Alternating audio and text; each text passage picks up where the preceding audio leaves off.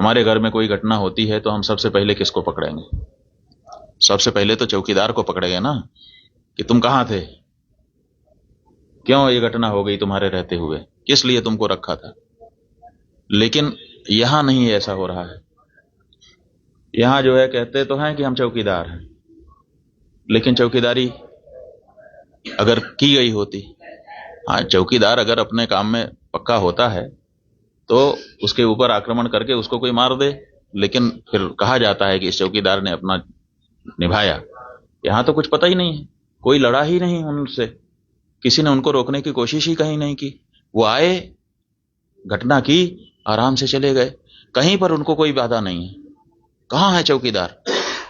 और चौकीदार के बारे में चर्चा ही नहीं हो रही है। अब कह रहे हैं हम उनको सबक सिखा देंगे, हम ये कर देंगे, हम वो कर देंगे।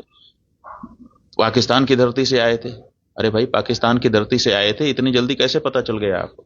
और अगर इतनी जल्दी आपको पता चल जाता है तो घटना के पहले क्यों नहीं पता चल गया? और दूसरी बात यह है कि अगर पाकिस्तान से आए तो पाकिस्तान के खिलाफ अच्छी तगड़ी कार्रवाई करिए। आप कह रहे हैं कि हम सिंधु नदी का जल रोक देंगे। आपके पास जल को रोकने या उसको डाइवर्ट करके अपने ही यहाँ, अपने ही देश में रख लेने का कोई उपाय ही नहीं है। हमने विशेषज्ञों से पूछा कि अगर हम सिंधु नदी का जल पाकिस्तान में जाने से रोकना चाहते हैं तो हमारे पास क्या व्यवस्था है? उन्होंने कहा हमारे पास कोई व्यवस्था नहीं है। अगर हम आज से शुरू करें कि ऐसी व्यवस्था हम बना लें तो पैसा कितना लगेगा वो तो अभी पूछिए ही मत।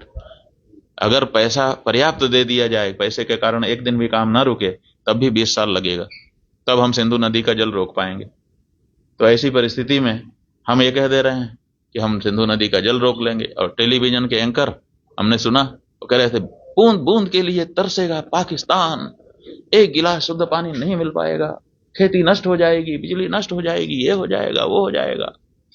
गजब बता रहे थे, ऐसा लग रहा था कि जैसे प्यास तो लग ही गई पाकिस्तान को।